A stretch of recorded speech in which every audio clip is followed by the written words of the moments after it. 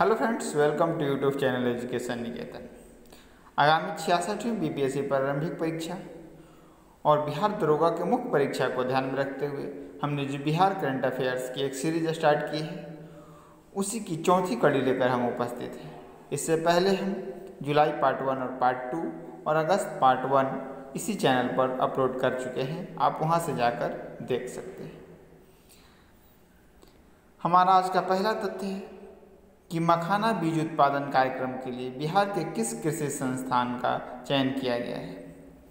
अब यह क्यों महत्वपूर्ण है, क्योंकि अभी आपको पता होगा कि मखाना को जीआई टैग मिला है बिहार की तरफ से। तो इस बार के पेपर के लिए महत्वपूर्ण हो जाता है कि बिहार के किन किन चीज़ों को जीआई टैग अभी तक मिल चुका है। मखाना का रिसर्च सेंटर बिहार में कहाँ पे है, तो बिहार कृषि विश्वविद्यालय सबौर और मखाना अनुसंधान केंद्र दरभंगा। तो यहाँ से ये भी प्रश्न बन सकता है कि मखाना अनुसंधान केंद्र बिहार के किस शहर में या किस जिले में अवस्थित है। तो इसका सही उत्तर होगा दरभंगा। बिहार के किस जिला में बिहार और झारखंड का सबसे बड़ा इको पार्क का निर्माण किया जा रहा है। तो बिहार के जमुई जिला में बिहार और झारखंड का सबसे बड़ा इको पार्क का निर्माण किया गया है। और ख़ास बात यह है कि इस पार्क में 277 कल्प वृक्ष लगाए गए हैं। मुख्यमंत्री परिवार लाभ योजना के अंतर्गत किसी भी उम्र की दुर्घटना में मृत्यु या 18 वर्ष से 60 वर्ष के व्यक्ति की आपराधिक घटना में मृत्यु होने की स्थिति में उसको आश्रितों को कितना रुपया एक मुफ्त सहायता के रूप में दिया जाएगा। 20,000।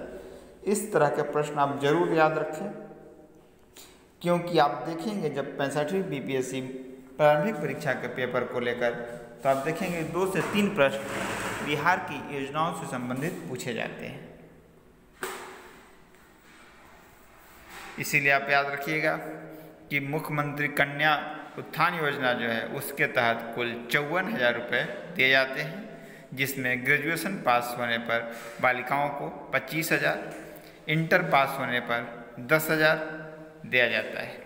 तो यानी इसकी जो पूरी सीरीज है आप एक बार याद कर लेंगे कि जन्म के समय कितना दिया जाता है, फिर 10th पास करने पे कितना दिया जाता है, इंटर पे कितने दिए जाते हैं और ग्रेजुएशन पे कितने दिए जाते हैं।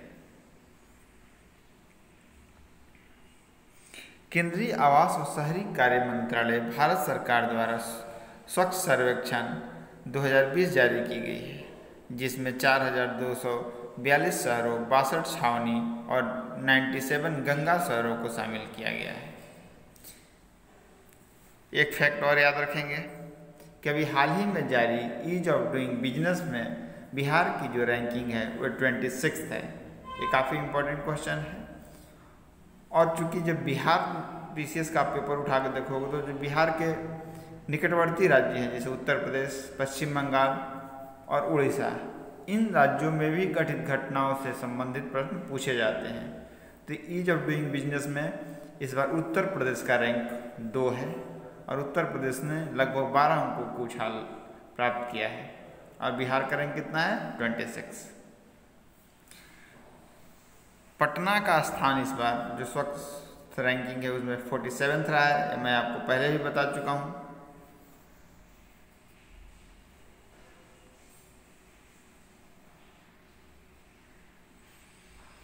छावनी बोर्डों में जालंधर शीर्ष पर रहा है और पटना का जो दानापुर है पटना के पास, वो सबसे आखिरी नंबर पर रहा है। इस फैक्ट को भी आप याद रखेंगे कि बिहार में चुनाव होने वाला है और कोरोना गाइडलाइन के अनुसार बिहार में किसी भी राज्य में होने वाला है प्रथम चुनाव होगा। अभी हाल ही में राजीव कुमार को चुनाव आयुक्त बनाया गया है और सुनील कुमार अरोड़ा अभी भारत के मुख्य निर्वाचन आयुक्त हैं। अब कुछ प्रश्न आपसे हम साझा कर रहे हैं।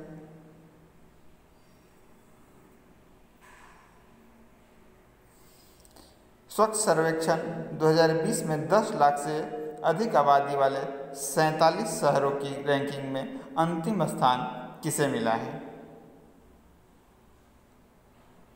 इसका सही उत्तर है कि अंतिम स्थान मिला है पटना। पटना को।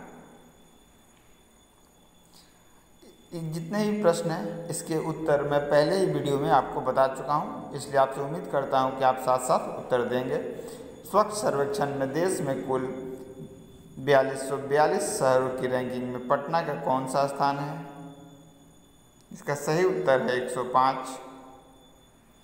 स्वच्छ सर्वेक्षण 2020 में 6000 अंकों में पटना को कितना अंक मिले हैं?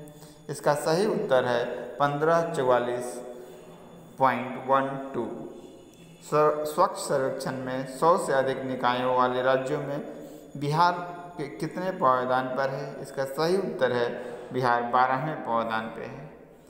10 लाख तक की आबादी वाले 382 शहरी निकायों में बिहार में प्रथम स्थान किसे मिला है? तो बिहार में प्रथम स्थान डेहरी डालमिया नगर परिषद को प्राप्त हुआ है। 10 लाख की आबादी वाले देश के 382 शहरी निकायों में बिहार में अंतिम स्थान किसे मिला है? तो इसका सही उत्तर है कि अंतिम स्थान गया को मिला है।